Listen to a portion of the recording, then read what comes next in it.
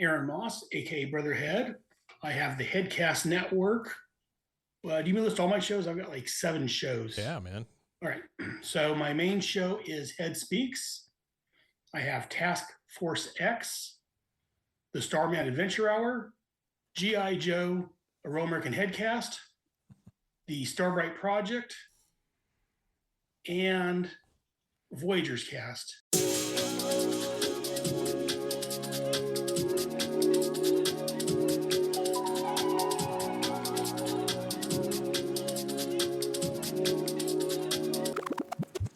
Hey, I'm Mike. Welcome to Podcast Diaries.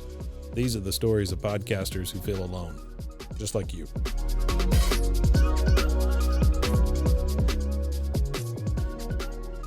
So, Aaron, are you an integral part of all 7 of those shows? Are you a host? Yes, I am the host. I started them all. Okay. The last 2, the Voyagers Cast and the Starbright Project, I do with my wife. Okay. But the rest of them I started. The G.I. Joe, Real American Headcast, I've got several co-hosts, rotating hosts that join me when they can. Yeah. And then the rest of the shows are by myself. I mean, I get occasional, like I just recorded an episode of Head Speaks last night with another podcaster on it. So okay. I get the occasional podcaster on, but yeah, most of the time they're by myself. So why don't we kind of run down the shows real quick and you give us just a little synopsis of each one? All right. Well, Head Speaks is my main show. That one there just basically is me. My nickname is Brother Head. Just speaking. Anything I want to talk about, usually comics, TV shows, movies, role-playing games, anything geeky for the most part. Okay. Sometimes I'll talk about things that upset, that piss me off, sure. or other things that of interest. Right. Then I have, let me see, G.I. Joe, a Real American Headcast. It started off as a monthly show. And over the years, it's metamorphed into a weekly show at this point. The main show is where I talk about the 80s G.I. Joe cartoon and comics.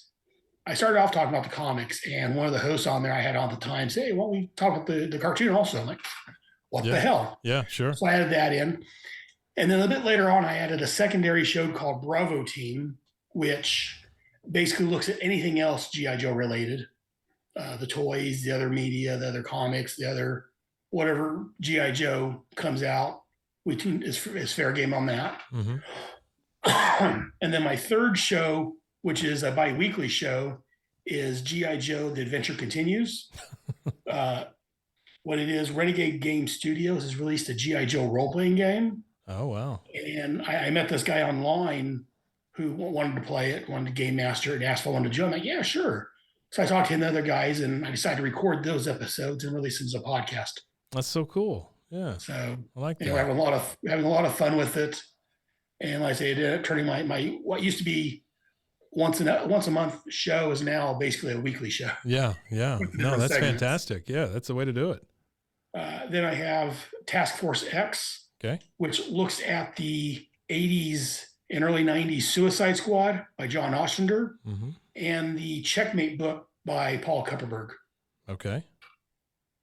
And then I have, currently I'm calling it the Starman Adventure Hour. It started off, I called it the Starman Manhunter Adventure Hour. Okay. And originally I started looking at the Will Payton Starman, a comic from the late 80s, early 90s.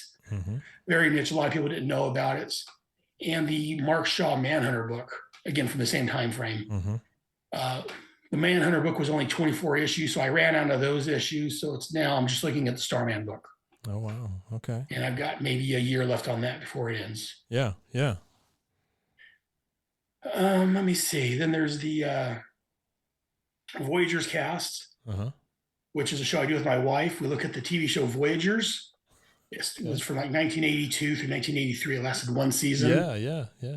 You remember it. About a time traveler who accidentally snatches up a little boy and they travel through time, making right what once went wrong. Sure. You could say. Sure. Except for the kidnapping. Well, yeah, it was an accidental. It wasn't really Sure. kidnapping. Accidental kidnapping. Sure. It was an accidental kidnapping. Yeah, I got you. Yeah. Well, it was, the main guy, Bog, he's got a device called an Omni. Right. And it's not supposed to go past like 1970 something. Okay. It malfunctioned. It landed in this kid's bedroom in an apartment high rise, like in New York in 1982. And the boy's dog actually knocked him out a window. So the guy jumped out to save him. And the only way to save him was travel through time. So he's not able to get him back home. So. Man, how many times have we all been there, you know? Yeah, definitely. But yeah, it's a good show. I say it only lasted one season for NBC, and their Infinite Wisdom canceled it. But that's wonderful. Yeah. All right. So that, as I count it, that's 5. And then I've got the Starbright Project. Okay. Which again, that's a show me and the wife are doing. We're looking at the Quantum Leap TV series. Okay. The original premise was I'm an old school fan of Quantum Leap. I've watched it from almost the beginning. I've watched every episode multiple times on different channels. This is my wife's first time watching it through. Oh, gotcha. Yeah. And we got so far into it, and then they announced that they're going to do a new series or season, however you want to look at it. Sure. We're looking at season 6, but of Quantum Leap. So is that how it feels? Because I've not watched the new one. Is that how? It feels?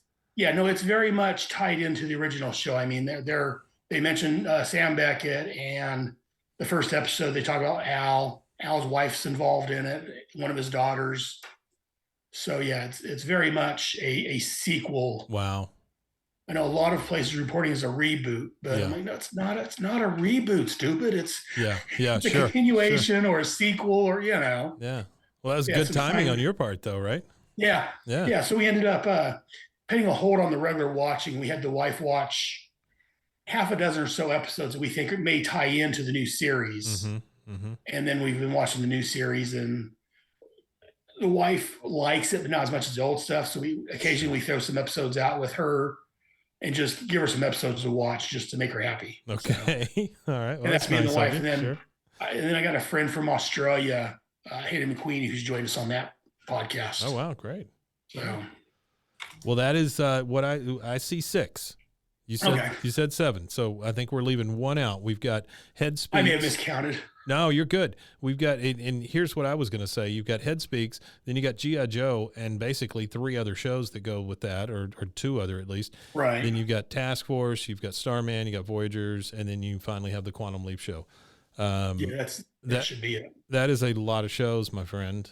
And and the wife and I was going to start one called Retrospect to the 80s, looking at different stuff from the 80s, because again, I'm 53, so I was a teenager in the 80s, so that's my preferred time for music and TV and everything. It's your sweet spot. Yeah, I get it. I get it. Yeah, so, as you can see from my list, I've got way too much going on as it is. So I can remember locking myself in my room and playing Burger Time on my television while listening to Eliminator by ZZ Top over and over. So there you go. That places me directly at 1984. You know, so that is that's the time frame.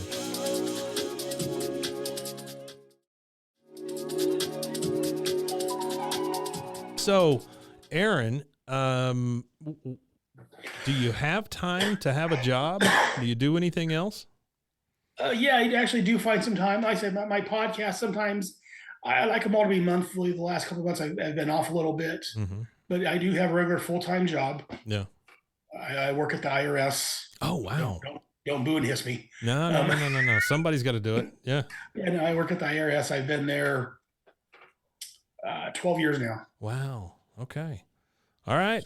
Well, that's fantastic. That is a lot about you. That tells me so much about you. Like, and I don't mean that in a bad way. I know that could come across in a bad way, but that tells me so much about.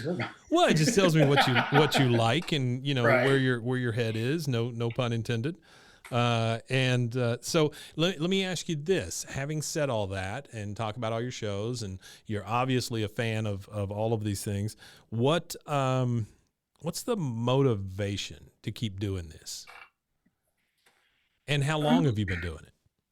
Well, I started my Head Speaks is my first one. I started that. Oh God, it's been 6 years now. I think it was. Wow. Okay. 7 years, something like that. Okay.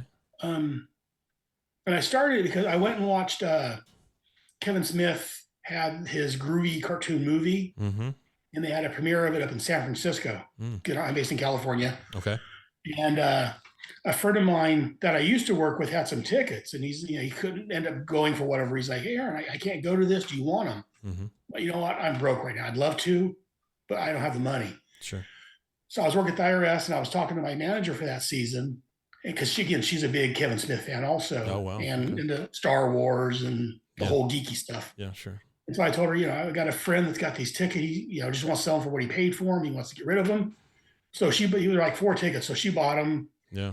and it was her and her husband and their son. She's like, hey, Aaron, I've got one extra ticket. You want to go along? Wow. Sure. Very nice.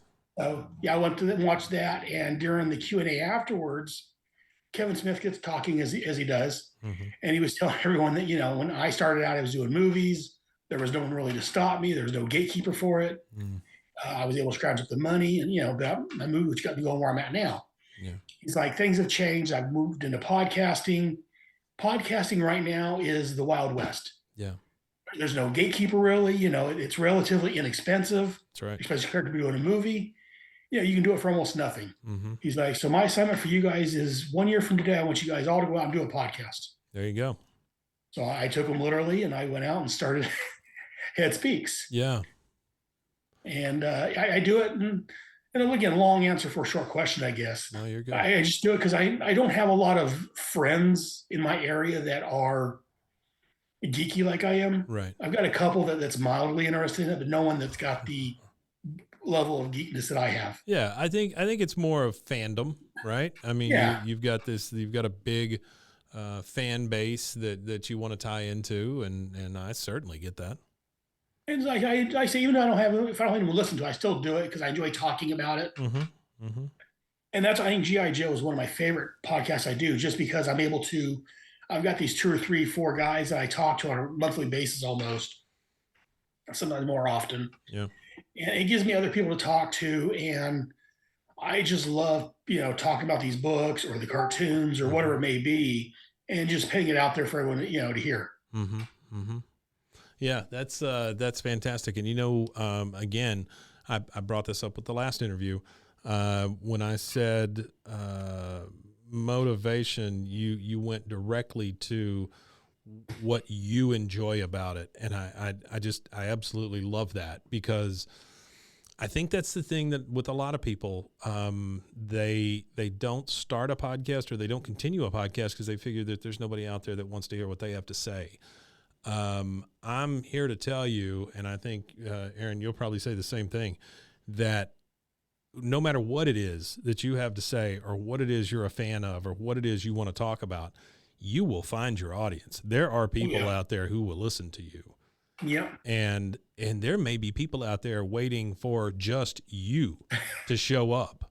You know what I mean? I mean, they may be waiting to hear your voice talk about that one G.I. Joe cartoon that they cannot get over, and everybody thinks they're nuts except for this guy who started a podcast about that one thing.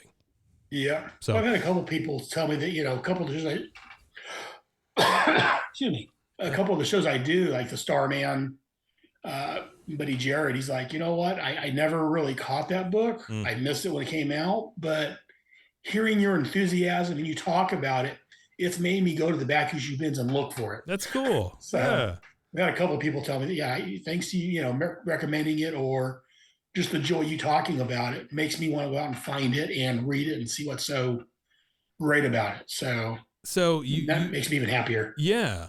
Yeah. That is a tangible thing that you've gotten out of this, right? I mean, even if it's just a feeling. So, Headcast Network, tell me about that. Well, like I said, I started off with just Head Speaks, and then right after that, I did the, I think it was the G.I. Joe show I did next. Sure. And I started doing these other shows, and I know I've seen some of these other podcasts out there that have networks. And I figured, it's probably maybe easier just to umbrella everything under one grouping. Yeah. And I can say, because I've had a website for years for myself, just for my general blatherings. And because before I worked at the IRS, I worked for an internet company. Oh, okay. Technical support. So I'm a computer person. I'm a longtime geek. Yeah. Not quite smart enough to be a nerd, in my opinion, but I know just enough about computers to be dangerous. Yeah. And Yeah. so I've had my own website, a couple different websites for years. Right. So I decided, I'll put these all under one umbrella and make it easier to find and go that way with it. Well, that's great. That's great. That's the only real reason to do it. So is there, are there plans to add other shows? Maybe not ones that you do, because it sounds like you're booked. But are there plans to add other shows by other people? I don't have anyone interested. I mean, if someone wanted to join in on me, I'd love to. Yeah.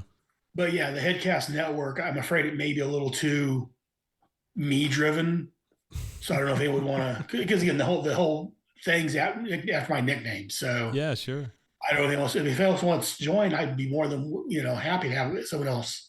That's cool, though. Join up and do their shows. That's awesome that you're open to that, though. Like, anybody else in your area that starts a show, or somebody who also buys into, the same fandom that you do, that you would love to have them on your network. I love that. I think that's fantastic. And that's what people are missing out there, right? I mean, it's all about community, and it's about engaging and finding people. I tell you what, this show was kind of just a lark. I thought, let me get out there and see if anybody wants to talk about their podcast, because I enjoy talking to podcasters, and I love hearing the enthusiasm that comes out when they talk about their show and their topics.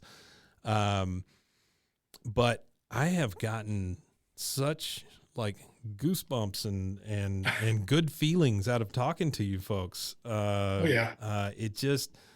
It's amazing. It's amazing what people are out there doing. And I certainly include you as one of those. I mean, you're look at you, man. You're doing 6 shows, which is basically 9 shows.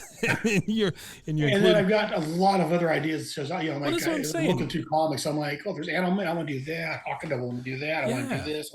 You're including your wife. I mean, it's part of your life at this point, right? I mean, it's become part of your life. So having said all that, and see all the work that you do, because I'm assuming you edit your shows and you take care of distribution and all that stuff. Yeah. What does success in podcasting mean to you, Aaron? Well, true success would be if this was my permanent job and this was the only thing I was doing, and I could quit the IRS and focus all my time on this. That's would make me 100% happy. And, because again, I love doing this. So if I could just spend my 8 hours a day, 10 hours a day, whatever, just doing this and not having to worry about doing a real job, right? I would love that. Right. But honestly, as long as I can get my shows out on a regular basis, that's success for me. Yeah. I mean, that's my main goal, is trying to because again, I've had some problems with personal life and other issues. It's kind of delayed me at times, but sure. If I can get my shows out on a regular basis, that I'm successful as far as I'm concerned. That's fantastic. Yeah, that's such a wonderful answer, because it shows how much you care about not only your shows, but how much you care about anybody who might be out there waiting for the next episode to drop. Yeah. So I love that. Well, like I said, go ahead. I would do these even if no one would listen. I would do these just because I enjoy talking about. Have you seen a chance to voice these things? Have you seen some actual growth? A little bit. Yeah. That's great. Yeah, I've seen a little bit. So. That's wonderful. That's wonderful. Well, Aaron, it has been nothing but a pleasure talking to you, and I will be a listener to your shows. Can you one more time give us your name and then run down the list of those shows just real quick? You don't have to give us a whole lot of information. Just run down that list real quick so people can find you, and then any of your socials that maybe they can go to. Yeah. So again, my name's Aaron Moss, aka Brotherhead. My shows are Head Speaks, G.I. Joe, A Real American Headcast, the Task Force X, the Starman Adventure, the Starman Adventure Show, Voyager's Cast, and the Starbright Project. And then Bravo Team is a part of the G.I. Joe family. Sure.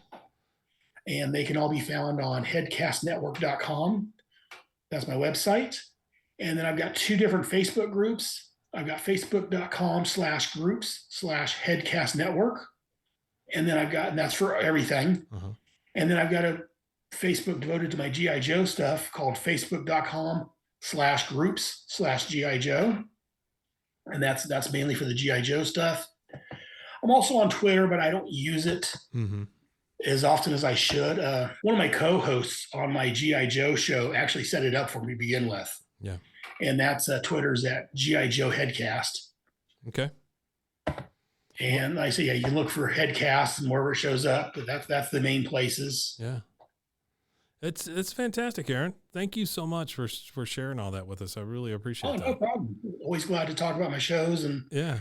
talk with other podcasters. And Yeah. in fact, I've got a segment on my Head Speak show I do occasionally called Behind the Podcast, where you kind of do what you're doing. Oh, that's fantastic. And yeah. I got that one from a buddy of mine. He was doing like a anniversary show, 50th anniversary show, or 50th episode anniversary show or whatever for his. And he's like, hey, Aaron, I want to do like a behind the music type thing where someone interview me and, ask me questions. Like, all right. So I did that for him and, asked me the questions he gave me. And he hasn't been doing much podcasting. So I'm, hey, buddy, you mind are you going to use this bit anymore? He goes, probably not. I'm not. I'm due to life, work and all this. I'm not doing much in podcasting right now. I'm like, well, do you mind if I take it and absorb it under my mind? He goes, no, go for it. Yeah. So I do that occasionally, all interviews, and mainly it's comic book related or the geeky friends I know. Well, if you ever need a guest, I co-host a show called Bros, Foes, and Heroes about comic books. Okay. And then I also co-host another show called Bois, a King of the Hill rewatch podcast. So feel free to reach out if you reach into your bucket there. Yeah, I'll reach out to you. Yeah, definitely. Okay. All right. That sounds great. Well, Aaron, thank you once again. We really appreciate it. And thank you. Okay. We'll all be listening. Well, thank you. And thank you for taking time out to talk with me. Absolutely. Appreciate it. Check out more Podcast Diaries and plenty of other shows at roguemedianetwork.com. If you have a story to tell, reach out to us. info@roguemedianetwork.com. This has been a Rogue Media Network production.